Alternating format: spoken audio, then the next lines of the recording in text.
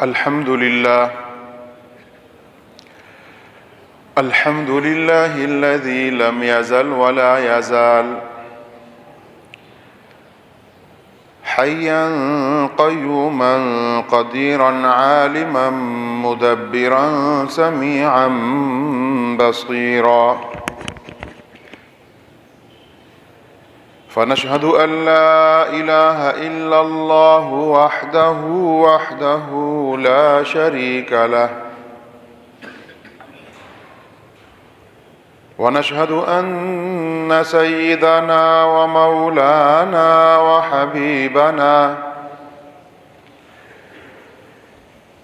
وحبيبنا وطبيب قلوبنا محمدا عبده ورسوله الذي أرسل إلى الناس كافة بشيرا ونذيرا. أما بعد فأعوذ بالله من الشيطان الرجيم. بسم الله الرحمن الرحيم. ولا تصعر خدك للناس ولا تمش في الأرض مرحا. صدق اللہ العظیم. سامعین محترم، جناب رسول اللہ صلی اللہ علیہ وسلم کا فرمان مبارک ہے، لا يدخل الجنة من كان في قلبه مثقال ذرة من کبر، کہ جنت میں وہ شخص داخل نہیں ہوگا جس کے دل میں ذرہ برابر بھی کبر، تکبر، فخر، غرور موجود ہوگا۔ اس حدیث مبارک سے اور قرآن مجید کی آیات کریمہ سے ہمیں تکبر کی مذمت کا علم ہوتا ہے کہ انسان کے اخلاق میں بہت سی اچھی صفات بھی ہیں، اچھے اخلاق بھی ہیں، اور بہت سارے برے اخلاق بھی ہیں۔ اچھے اخلاق سکھائے گئے ہیں، بتائے گئے ہیں، اور برے اخلاق سے منع کیا گیا ہے۔ برے اخلاق میں سے سب سے برا اخلاق میں سے یا بڑے برے اخلاق میں سے جو چیز ہے وہ کبر ہے، تکبر ہے۔ یہ تکبر ایسی بیماری ہے، ایسا مرض ہے جو انسان کے اخلاق کو تباہ کر دیتا ہے۔ جب اخلاق برے ہو جاتے ہیں، بگڑ جاتے ہیں، تو ایسا شخص دوسروں کو حقارت کی نظر سے دیکھتا ہے، دوسروں کی حق تلفی کرتا ہے۔ آپ لوگ دیکھتے ہوں گے، کوئی عہدہ کسی کو مل گیا، کسی دفتر میں کسی کرسی پر بیٹھ گیا، اب کچھ تھوڑا بہت اختیار جو اس کو حاصل ہو گیا ہے، اس کی وجہ سے اس کے اندر تکبر پیدا ہو گیا۔ اب تکبر کی وجہ سے کسی سے سیدھے منہ بات نہیں کرے گا، جتنے اس کے ماتحت ہوں گے، اس سے جن کا کام ہوگا، ان سے برے اخلاق سے پیش آئے گا۔ جو اس کے اوپر آفیسر ہیں ان سے تو بہت اچھے اخلاق سے پیش آئے گا، اور وہ اخلاق ریاکاری والے اخلاق ہوں گے، وہ اصل حقیقت نہیں ہوگی، کیونکہ وہاں اس کی غرض ہے، وہاں اس کو کوئی نفع حاصل کرنا ہے، اس لیے وہاں تو اچھے اخلاق سے پیش آئے گا، لیکن جو ماتحت ہیں یا جو اس سے اپنا کام کرانے آئے ہیں، جس ڈیوٹی پہ یہ بیٹھا ہے، تو وہاں اس تکبر کی وجہ سے اس کے جو اخلاق رذیلہ میں سے جو اثرات ہیں وہ نمایاں ہوں گے، اور وہاں پر ان کی حقارت بھی کرے گا، ان کو تکلیف بھی دے گا، ان کا کام بھی لیٹ کرے گا۔ تو ان اخلاق کے بگڑنے سے ایک صرف اس کا نقصان نہیں ہوگا بلکہ پورے معاشرے کا نقصان ہوگا۔ لوگوں کے کام رکیں گے، کام بگڑیں گے، لوگ رشوت کی طرف جائیں گے، برائی کی طرف جائیں گے، سفارشوں کی طرف جائیں گے، اور ایک ایسا ماحول پیدا ہو جائے گا کہ جس میں حق والے کو حق نہیں ملے گا۔ تو ایک یہ صفت تکبر کتنا نقصان دیتی ہے انسان کو اور معاشرے کو۔ اسی لیے اس صفت کی بڑی مذمت کی گئی ہے قرآن مجید میں بھی، احادیث مبارکہ میں بھی۔ اور جو حدیث مبارک ابھی پڑھی گئی، اس کا مفہوم یہ ہے کہ جس شخص کے دل میں تکبر ہوگا اور اس تکبر کے اثرات اس کی زندگی پر نمایاں رہے ہوں گے، جن کی وجہ سے اس نے لوگوں کی حق تلفی کی ہوگی، ظلم و زیادتی کی ہوگی، حقارت سے پیش آیا ہوگا لوگوں کے ساتھ، تو اس کے نتیجے میں ایسا شخص، ایسے اعمال، ایسے اخلاق والا وہ جنت میں داخل نہیں ہو سکتا۔ یہ جنتی لوگوں کی صفات نہیں ہے، الا کہ وہ اپنے گناہوں کی سزا پوری کرے، یا اللہ رب العزت اس کی توبہ کو قبول فرما دیں، اس کو معاف فرما دیں، اپنا فضل فرما دیں، یا دنیا میں اپنے اس گناہ سے توبہ طائب ہو کر ان امراض سے بچ جائے، ان اخلاق کو چھوڑ دے، تو ایسا شخص جنت میں داخل ہو جائے گا۔ باقی جنتیوں کی صفات میں سے یہ صفت نہیں ہے کہ ایک شخص متکبر ہو اور جنتی ہو۔ اس حدیث مبارک کا یہ مفہوم ہے۔ سامعین محترم، اگر ہم دیکھیں تو تقریباً تمام برائیوں کی جڑ ہمیں تکبر نظر آتا ہے۔ آپ دیکھتے ہیں تکبر کی وجہ سے دوسرے سے حقارت سے پیش آتے ہیں، صحیح منہ بات نہیں کرتے، اور سامنے والا مخاطب پھر وہ ان سے الجھتا ہے، یہ اس سے الجھتے ہیں، جھگڑا پیدا ہوتا ہے، فساد پیدا ہوتا ہے، دشمنیاں پیدا ہوتی ہیں، اور معاشرے کے اندر خرافات اور فساد اور برائی پھیلتی ہے۔ اصل جو کارفرما ہے، جو مرض، وہ تکبر ہے۔ اس دنیا پہ سب سے پہلے تکبر کرنے والا، جیسے کہ قرآن مجید میں جا بجا اللہ نے ذکر فرمایا واقعہ ابلیس کا، کہ اللہ رب العزت نے جب آدم علیہ السلام کو پیدا کیا تو فرشتوں کو حکم دیا کہ آدم علیہ السلام کو سجدہ کریں، اور اس حکم میں ابلیس بھی شامل تھا، ان کے ساتھ تھا جنات میں سے، کان من الجن ففسق عن امر ربہ، لیکن اس حکم کا مخاطب بھی تھا۔ تو تمام ملائکہ نے تو سجدہ کیا، ابلیس نے سجدہ نہ کیا۔ اللہ رب العزت نے پوچھا کہ تو نے سجدہ کیوں نہ کیا؟ ما منعک ان تسجد لما خلقت بیدی،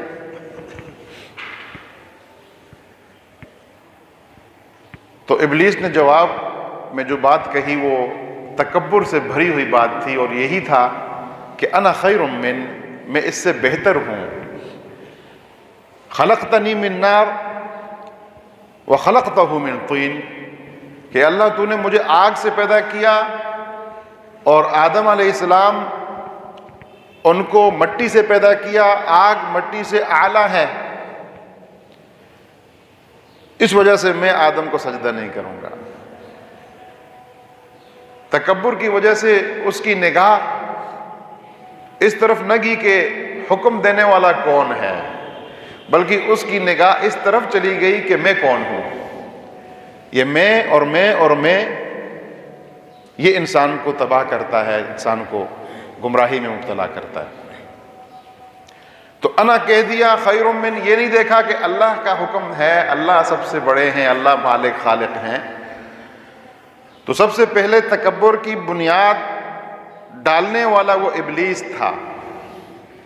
اللہ نے اسے مردود کیا، اسے اپنی رحمت سے محروم کیا، دور کیا. اس نے قسم کھائی کہ میں اس آدم اور اس کی اولاد، اس سے اپنا بدلہ لوں گا اور اس کو میں گمراہ کرنے کی پوری کوشش کروں گا.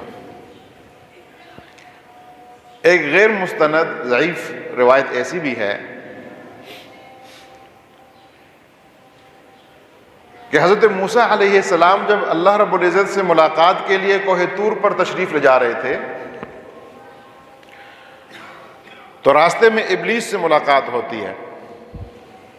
واقعہ مستند نہیں لیکن عبرت سے خالی نہیں. تو ابلیس پوچھتا ہے کہ آپ کہاں تشریف لے جا رہے ہیں، کہاں جا رہے ہیں؟ جب اسے علم ہوتا ہے کہ اللہ کی ملاقات کے لیے جا رہے ہیں کوہ طور پر، تو ہے جو کچھ بھی ہے تو آخر اللہ کا پیدا کردہ، اللہ کی مخلوق ہے. تو حضرت موسیٰ علیہ السلام سے کہتا ہے کہ میری درخواست اللہ کے حضور پیش کیجئے گا کہ میں معافی طلب کرتا ہوں، مجھے معاف فرما دیں. حضرت موسیٰ علیہ السلام جب اللہ سے ہم کلام ہوتے ہیں تو اللہ کی کلام کا لطف، سرور اور اللہ سے محبت اور وہ انداز اس کی گہرائیوں میں بھول جاتے ہیں کہ ابلیس نے بھی کوئی پیغام دیا تھا. اور ملاقات مکمل ہوتی ہے تو اللہ خود پوچھتے ہیں کہ تجھے کسی نے کوئی پیغام دیا تھا میرے بارے میں؟ تو یاد آتا ہے کہ یا اللہ بالکل مجھے ابلیس کا یہ پیغام یاد آ گیا، یہ پیغام اس نے دیا تھا. اللہ فرماتے ہیں کہ میں اسے بخش دوں گا، معاف کر دوں گا، لیکن معافی کی ایک صورت ہوگی، اور وہ صورت معافی کی یہ ہوگی کہ اس نے آدم علیہ السلام کو تو سجدہ نہ کیا، لیکن اب اگر یہ معافی طلب کرتا ہے تو آدم علیہ السلام کی قبر کو سجدہ کرے تو میں اس کو معاف کر دوں گا. حضرت موسیٰ علیہ السلام جب اسے بتاتے ہیں تو وہی تکبر آڑے آتا ہے اور کہتا ہے کہ زندہ آدم کو سجدہ نہ کیا تو مردہ آدم، اس کی قبر کو سجدہ کروں؟ تو اسی تکبر کی وجہ سے پھر محروم رہ جاتا ہے. تو بسا اوقات ذہن میں یہ بات آتی ہے کہ اگر ابلیس معافی مانگے تو کیا اللہ معاف کریں گے؟ وہ تو رحیم و کریم ہیں. لیکن سامعین محترم، جو مرض اس کو لاحق ہوا اور جس تکبر کی وجہ سے وہ مردود ہوا، وہ تکبر اب بھی اس کے دل میں ہے. اسی لیے تو لوگوں کو گمراہ کر رہا ہے، اسی لیے تو اپنے مشن پہ چل رہا ہے. بہرحال سب سے پہلا تکبر کرنے والا اس دنیا پہ وہ ابلیس تھا، شیطان تھا. پھر اس کے متبعین ہیں جو اس کے راستے پہ چلتے ہیں، جو اس کی جماعت میں سے ہیں. اس مرض کو وہ اختیار کرتے ہیں. بعض تو وہ ہیں کہ پلے کچھ ہے نہیں، خشک متکبر ہیں، خالی متکبر ہیں. اور بعض وہ ہیں اللہ نے ان کو عطا کر رکھا ہے لیکن اس پر اللہ کا شکر ادا نہیں کرتے، نظر اللہ کی طرف نہیں کرتے اس نعمت پر، بلکہ نظر ان کی اپنی طرف ہوتی ہے کہ تو میرا کمال ہے، میرا کسب ہے، میرا کمایا ہوا ہے. جیسے قارون کو نبی وقت نے نصیحت کی کہ فساد مت برپا کرو زمین میں، اللہ کی مانو، اللہ نے کتنی نعمتیں دے رکھی ہیں. کہنے لگا یہ تو میرا کمال ہے، میرا علم ہے. فخسفنا به وبداره الارض، اللہ نے اسے اس کے مال سمیت زمین میں دھنسا دیا.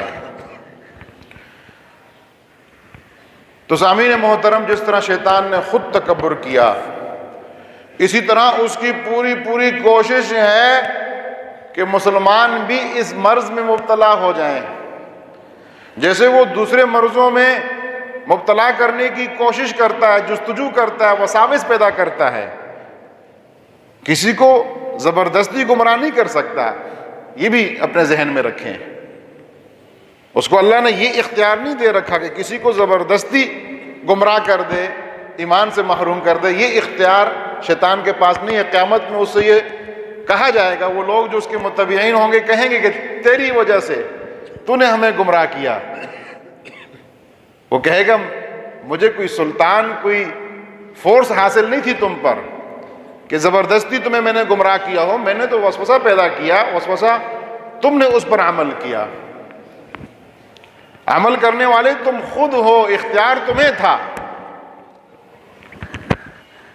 تو جس طرح وہ خود متکبر ہے، اسی طرح وہ چاہتا ہے کہ مسلمان بھی اس تکبر کی بیماری میں مبتلا ہو جائیں، اور طریقہ بڑا بہترین اختیار کرتا ہے۔ وہ جانتا ہے کہ اگر یوں کوئی کہے کہ تکبر کرو تو تکبر کوئی نہیں کرے گا، بلکہ اس کے لیے مرحلے ہیں۔ اس کے 3 مرحلے بیان کیے۔ پہلا مرحلہ ہے کہ اللہ نے کوئی نعمت دے رکھی ہے، کسی کو اللہ نے مال دیا، دولت دی، کسی کو حسن دیا، کسی کو علم دیا، کسی کو کوئی نعمت دی۔ اب اس نعمت کے حاصل ہونے کے بعد یہ خوش پسندی میں مبتلا ہو جاتا ہے، عجب میں مبتلا ہو جاتا ہے، اپنے آپ کو پسند کرتا ہے کہ میں تو ایسا ہوں، ایسا ہوں، یہ کمالات ہیں، یہ صفات ہیں۔ زبان پہ نہیں لاتا، نہ اعمال میں اس کے ظاہر ہوتا ہے، لیکن دل ہی دل میں یہ جاننا شروع کر دیتا ہے کہ میں بہترین ہوں، اپنی پسند آپ ہو جاتا ہے۔ یہ پہلا درجہ ہے تکبر کا۔ دوسرا درجہ جس کو اختیال کہتے ہیں، جو قرآن میں بھی اللہ نے ذکر فرمایا، ان اللہ لا يحب كل مختال فخور۔ مختال اختیال کہتے ہیں اس دوسرے مرحلے کو جس میں اس کی اٹھک بیٹھ، اس کے رہن سہن میں اظہار ہوتا ہے اس کے تکبر کا، زبان سے اظہار نہیں کرتا، لیکن اس کا رہن سہن، اس کی باڈی لینگویج جسے ہم کہہ سکتے ہیں، اس سے اس کا اظہار ہوتا ہے کہ یہ اپنے آپ کو دوسروں سے بہتر سمجھتا ہے۔ خوش پسندی تو پہلے تھی، اب اس کے چلنے پر بھی، اس کے بیٹھنے اٹھنے میں بھی، اس کے کلام کے اندر بھی، گفتگو کے اندر بھی یہ چھلکنے لگا ہے کہ جیسے یہ کوئی بڑا آدمی ہے۔ بڑی ذات صرف اور صرف اللہ کی ہے، جس کو ہم اللہ اکبر کہتے ہیں۔ یہ دل سے جو کہتا ہے وہ تکبر میں مبتلا نہیں ہوتا۔ تو اس کے اعضاء پہ اظہار ہوتا ہے تکبر کا، اس کو اختیال کہتے ہیں۔ یہ دوسرا مرحلہ ہے۔ اور تیسرا مرحلہ وہ ہے فخور کا، جس کے اندر اس کی زبان بھی گویا ہو جاتی ہے، شروع ہو جاتی ہے یہ کہنا کہ میں بہتر ہوں۔ جیسے فرعون نے کہا جیسے ابلیس نے کہا انا خیر من، فرعون نے کہا انا ربکم الاعلی، یہ میں، اس کا زبان سے اظہار، یہ تیسرا مرحلہ ہے، اس کو فخور کہتے ہیں۔ جس طرح عمومی ہم سنتے ہیں تم جانتے ہو میں کون ہوں، تو مجھے جانتے نہیں، یہ وہ اظہار ہے تکبر کا جو اس زبان پہ میں فلاں ہوں، میں اتنا بڑا ہوں۔ پہلے تو زبان سے اپنے آپ کو حقیر کہتا تھا، احقر کہتا تھا، لیکن اعضاء پر، اپنی رہن سہن چال چلن میں اس کا تکبر جھلکتا تھا۔ اب زبان سے وہ متکبر بھی ہو گیا، زبان سے کہنا شروع ہو گیا کہ میں بہتر ہوں، میں اچھا ہوں، میں ایسا ہوں، میں ایسا ہوں، میں ایسا ہوں۔ لا تحسبن الذين يفرحون بما اتوا ويحبون ان يحمدوا بما لم يفعلوا به۔ اس میں تو بعض ایسے بھی ہوتے ہیں کہ کوئی کمال بھی نہیں ہے ان کے اندر، سوکھے خشک کے متکبر، چونکہ مرض ہے نا، وہ تو اس کو بھی لاحق ہو سکتا ہے جس کو کچھ ملا، جس کے پاس کوئی علم ہے، کوئی حسن ہے، کوئی مال و دولت ہے، وہ بھی مبتلا ہو سکتا ہے جو ان چیزوں سے محروم ہے لیکن مرض میں مبتلا ہو گیا. گندگی ہے، ایک مرض ہے. تو قرآن میں اس کا بھی ذکر ہے کہ وہ لوگ جو چاہتے ہیں، جو خوش ہوتے ہیں، تکبر کرتے ہیں، جو اللہ نے ان کو دیا، یا وہ اس پہ خوش ہوتے ہیں کہ کچھ ان کے پاس نہیں اور ان کی پھر بھی تعریف کی جائے. لا تحسبنہم بمفازۃ من العذاب، ان کے لیے دردناک عذاب ہے، ان کے لیے دردناک عذاب ہے. تو سامعین محترم، یہ وہ 3 مرحلے ہیں تکبر کے، اور اللہ رب العزت نے متکبر کے بارے میں فرمایا کہ اللہ کو پسند نہیں ہے متکبر. ان اللہ لا يحب كل مختال فخور. دونوں طرح کے متکبر، جو زبان سے تو اپنے آپ کو احقر کہتا ہے، عاجز کہتا ہے، لیکن دل کے اندر تکبر ہے، دل سے اپنے آپ کو بہتر سمجھتا ہے، اپنے چلنے پھرنے میں اظہار کرتا ہے، یا پھر فخور کے درجے پر ہے کہ بولتا بھی ہے، کہتا بھی ہے کہ میں اچھا ہوں. اللہ کو ایسے لوگ پسند نہیں ہیں. اور نبی صلی اللہ علیہ وسلم نے جو فرمایا، ایسے لوگ جنت میں داخل نہیں ہوں گے. سامعین محترم، یہ بہت ایک خطرناک مرض ہے جس کی وجہ سے معاشرہ بھی تباہ ہو رہا ہے. آپ ہمارے اپنے اس ملک کو دیکھیں کہ کیا حال ہے ہمارے اس وطن کا، اور پھر ہمارے حکمرانوں کو دیکھیں، آفیسرز کو دیکھیں، محکموں کے افسران کو دیکھیں، ان کی کیا حالت ہے. یہ سب تکبر ہے، سب غرور ہے کچھ بھی نہیں پلے، لیکن مفت کا تکبر ہے، کیونکہ عہدہ مل گیا، نام مل گیا. پہلے حالت اور ہوگی، صرف ڈیزگنیشن میں نام تبدیل ہو گیا کہ اب یہ فلاں عہدہ مل گیا، تو بس چال چلن بدل گئے، گفتگو کا انداز بدل گیا. یہ اخلاق نہیں ہے، یہ برے اخلاق ہے. یہ کمزور انسان کی نشانی ہے، یہ مضبوط انسان کی نشانی نہیں ہے. جو اندر سے مضبوط ہے، جسے ہم خاندانی بولتے ہیں، چاہے وہ غریب مفلس ہو جائے، چاہے وہ مالدار سے مالدار ترین ہو جائے، اس کے اخلاق نہیں بدلیں گے، وہ ویسا ہی ہوگا جیسے وہ پہلے تھا. ایسے لوگ آپ معاشرے میں دیکھتے ہوں گے، بہت کم ہیں لیکن ہیں الحمدللہ. اور اکثریت ان کی ہے کہ تھوڑا کچھ مل گیا تو اصلیت ظاہر ہو گئی، یا کچھ نقصان ہو گیا، کچھ کھو گیا، پھر بھی اصلیت ظاہر ہو گئی. آپ سے بڑے اچھے معاملات، بڑے اچھے اخلاق سے پیش آتا ہوگا، پیسوں کا معاملہ بیچ میں آیا، اس کے اخلاق کھل کے ظاہر ہو گئے کہ یہ اصل میں کیسا انسان ہے. ظاہر ہو جائے گا، یہ سفر کیا یا پیسوں کا معاملہ جس کے ساتھ آیا تو اس کا اصل ظاہر ہو جاتا ہے کہ یہ اندر سے کیسا ہے. ورنہ تو ہر ایک اچھی گفتگو کرتا ہے. تو سامعین محترم، یہ تکبر کے درجات ہیں اور یہ تکبر کے نقصانات ہیں جو ہمارے معاشرے میں آج ہم دیکھتے آ رہے ہیں. لیکن یہاں ایک اس بات کی بھی وضاحت کر دوں کہ کچھ چیزیں ایسی ہیں جو تکبر میں شامل نہیں ہیں، ہم اس کو بھی تکبر سمجھ بیٹھتے ہیں. ایک صحابی نے نبی صلی اللہ علیہ وسلم سے یہی سوال کیا کہ یا رسول اللہ صلی اللہ علیہ وسلم، میں تو اچھے کپڑے پہننا پسند کرتا ہوں، صاف ستھرے کپڑے، اچھے کپڑے پہننا مجھے پسند ہیں، کیا میں بھی یہ بھی تکبر میں شمار ہوگا؟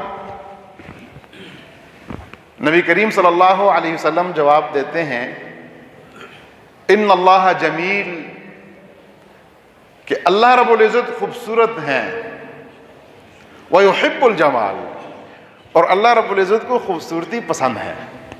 یہ تکبر نہیں ہے. خوبصورت اچھے کپڑے پہننا یا اچھی سواری اختیار کرنا جن کو اللہ نے توفیق دے رکھی ہے، یا اچھا گھر رکھنا جن کو اللہ نے توفیق دے رکھی ہے، استطاعت دے رکھی ہے، یہ تکبر میں اس وقت شمار نہیں ہے جس وقت یہ اپنی ضرورت یا اپنی خوشی کے لیے اختیار کرتا ہے اور اس میں وہ کسی دوسرے پر اپنے آپ کو فوقیت نہیں دیتا، دوسرے کو حقارت کی نظر سے نہیں دیکھتا، اس وقت تک یہ تکبر میں نہیں ہے، چاہے وہ جتنی بھی آسائش آرائش اختیار کر لے۔ علماء بہت پیاری بات فرماتے ہیں کہ آسائش بھی جائز ہے، آرائش بھی جائز ہے، اپنی سہولت کے لیے کچھ اختیار کرنا، کچھ خریدنا، کچھ رکھنا، گھر بنانا، کوئی اچھی گاڑی رکھنا کہ آرام دہ سفر ہو جس کے پاس استطاعت ہے۔ بعض اوقات ایسی بیوقوفی کرتے ہیں، قرضے لے کر اچھی گاڑی لے لیتے ہیں، خود بھی ڈوبتے ہیں، دوسرے کا مال بھی ڈبو دیتے ہیں، پھر ساری زندگی بھگتتے رہتے ہیں، پریشانی میں رہتے ہیں۔ یہ درست نہیں ہے یہ طریقہ۔ ہاں اللہ نے جو توفیق دی اس کے مطابق، جیسے کہتے ہیں بڑے چادر دیکھ کر پاؤں پھیلانے چاہیے، یہ بڑی نصیحت کی اور اچھی بات ہے۔ تو بہرحال جس کو اللہ نے استطاعت دے رکھی ہے وہ آسائش بھی حاصل کر سکتا ہے، آرائش بھی حاصل کر سکتا ہے، اپنی خوشی کے لیے اپنے گھر کو خوبصورت بنا سکتا ہے ایک حدود کے اندر۔ لیکن جو چیز ناجائز اور حرام ہے وہ نمائش ہے، اگر اس سے بچ جائیں تو پھر دونوں دوسری جائز ہو جاتی ہیں، آرائش اور آسائش جائز ہو جاتی ہیں۔ نمائش کہتے ہیں دکھاوا کو، کسی کو دکھانے کے لیے پیسہ خرچ کر رہا ہے، چاہے وہ گھر پہ خرچ کرتا ہے، چاہے وہ گاڑی پہ خرچ کرتا ہے، چاہے وہ عبادات پہ خرچ کرتا ہے۔ یہ نمائش اگر عبادت کے اندر بھی ہو تو حرام ہے۔ بقر عید کے دنوں میں آپ دیکھتے ہیں بعض لوگ اپنی ناک اونچی کرنے کے لیے، دلوں کے حال اللہ جانتا ہے، لیکن ایسے ہیں افراد کہ اپنا اسٹیٹس، اپنی مالداری، اس کے اظہار کے لیے مہنگے سے مہنگا جانور لیں گے۔ 2-3 لاکھ میں بھی خوبصورت اور اچھا فربا جانور مل سکتا ہے، 10 لاکھ کا، 15 لاکھ کا، 20 لاکھ کا لیں گے کہ بھئی لوگوں کے اوپر ہمارا ذرا روب تو بیٹھے نا، محلے والے بھی تو ذرا دیکھیں، ذرا سمجھیں۔ یا کسی ایک نے لے لیا، اب محلے میں جو دوسرا ہے وہ سوچے گا کہ اس سے اوپر کا لینا ہے، اس سے اوپر کا لینا ہے۔ یہ نمائش ہے، یہ حرام ہے، یہ ناجائز ہے۔ اس میں ثواب بھی خراب ہوا، قربانی کا فرض تو شاید ادا ہو جائے گا، لیکن اس کا جو ثواب تھا، جو برکت تھی، وہ ضائع کر دیا، کیونکہ نمائش بیچ میں آ گئی، کیونکہ ریاکاری بیچ میں آ گئی، عبادت کا مقصد فوت ہو گیا۔ تو یہ نمائش جو ہے یہ جائز نہیں ہے۔ تو نبی کریم صلی اللہ علیہ وسلم نے 2 باتیں اس صحابی کو جواب میں فرمائی۔ ایک، ان اللہ جمیل ویحب الجمال، خوبصورتی اختیار کرنا، اچھے کپڑے پہننا یہ تکبر میں نہیں ہے۔ اللہ تو خوبصورت ہیں، جمیل ہیں، اللہ خوبصورتی کو پسند کرتے ہیں۔ اس لیے ایسا نہیں ہے کہ جس کو اللہ نے طاقت دے رکھی ہے تو بس گندے مندے کپڑے پہننے ہیں اور اب نہ اپنے پہ لگانا ہے نہ اولاد پہ لگانا ہے، بس بینکوں میں رکھنا ہے، ایسا بھی نہیں۔ آپ آسائش حاصل کر سکتے ہیں، یہ جائز ہے، درست ہے، بلکہ اللہ خوش ہوتے ہیں۔ آپ کسی کو ہدیہ دیں، کسی کو گھڑی گفٹ کریں یا کوئی اور ہدیہ دیں اور آپ دیکھیں کہ وہ پوری زندگی اسے پہنتا ہی نہیں ہے، تو آپ کے دل میں آئے گا نا کہ دیکھو میرے ہدیے کی قدر نہیں کی، اس نے استعمال ہی نہیں کرتا۔ تو اللہ رب العزت خوش ہوتے ہیں۔ لیکن پھر آپ صلی اللہ علیہ وسلم نے ساتھ دوسری بات فرمائی ہے، الکبر بطر الحق وغمط الناس۔ جو کبر ہے، تکبر ہے، وہ 2 چیزیں ہیں۔ بہت قیمتی نصیحت ہے، اس سے سمجھ آ جاتی ہے یہ جو باریک فرق ہے تکبر کے اندر اور اپنی آرائش آسائش کے اندر، جو باریک فرق ہے وہ آپ صلی اللہ علیہ وسلم نے ان 2 جملوں میں، 2 کلموں میں بیان کر دیا۔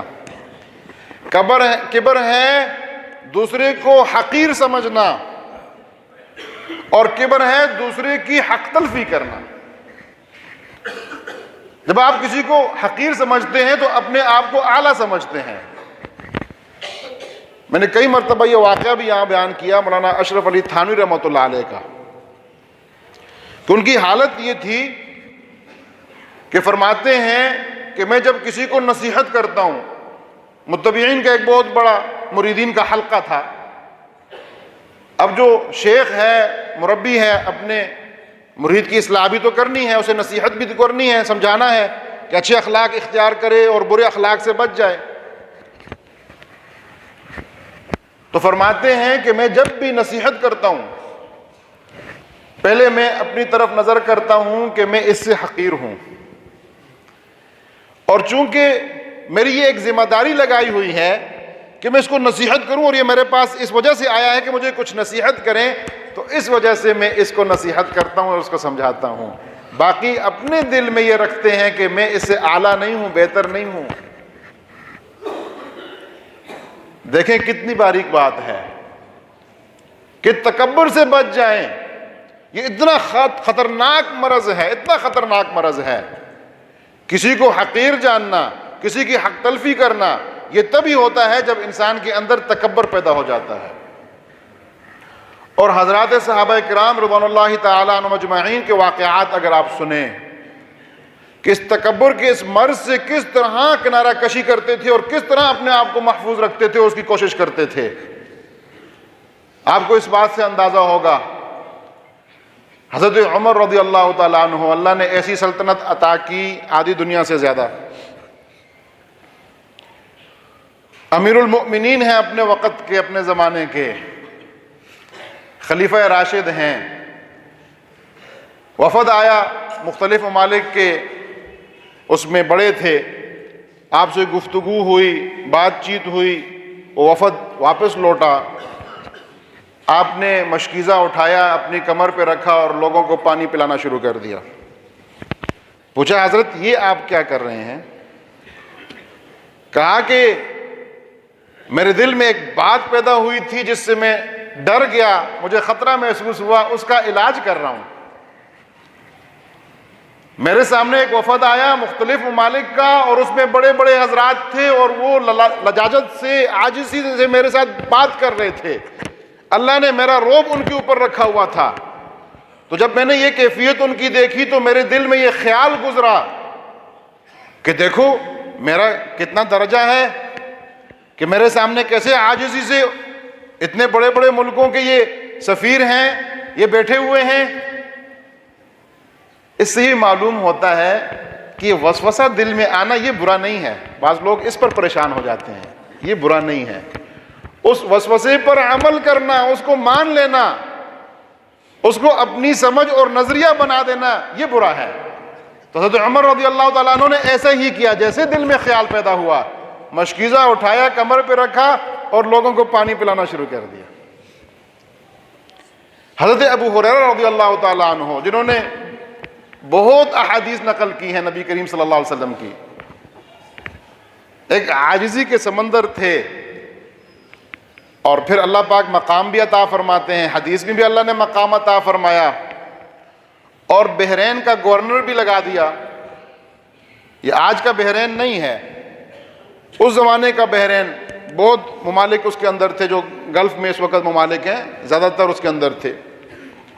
اب گورنر ہیں، ایک دن باہر نکلے بازار میں تو لوگ دیکھتے ہیں کہ لکڑیوں کی گٹھری اپنے کندھے پر رکھی ہوئی ہے،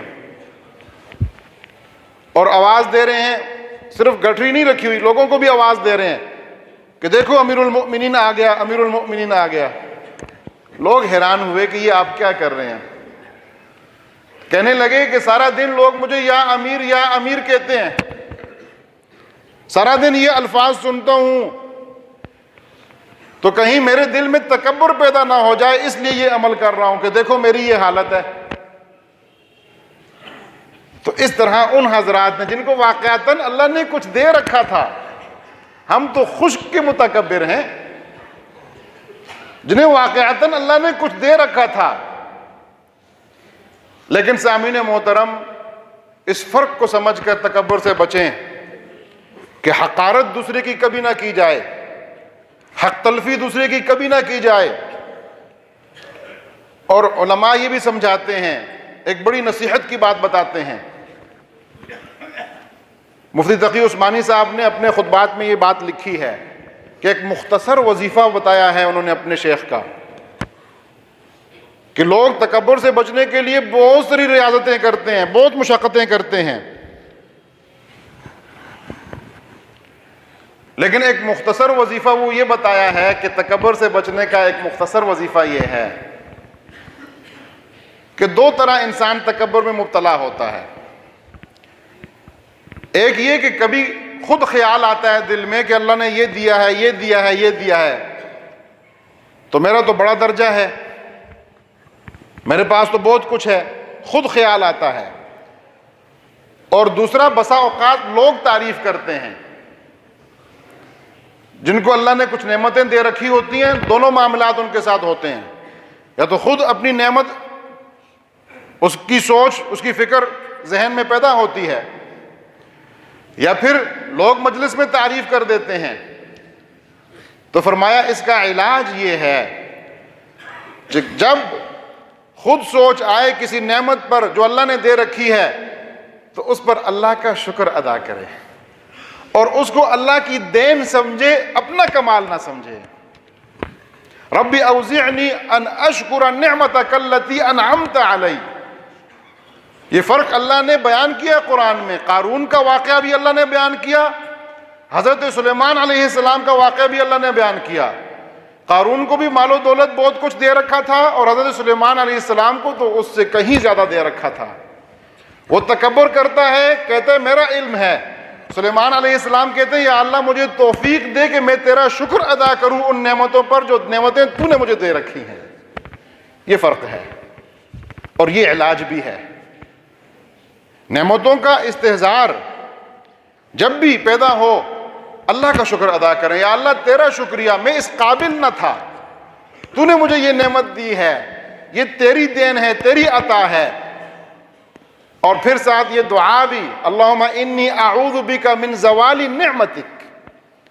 یا اللہ تجھ سے میں پناہ مانگتا ہوں اس بات سے کہ تیری جو نعمت تو نے عطا کر رکھی ہے اس کے زوال سے، ضائع ہونے سے، کہ تو واپس نہ لے لے.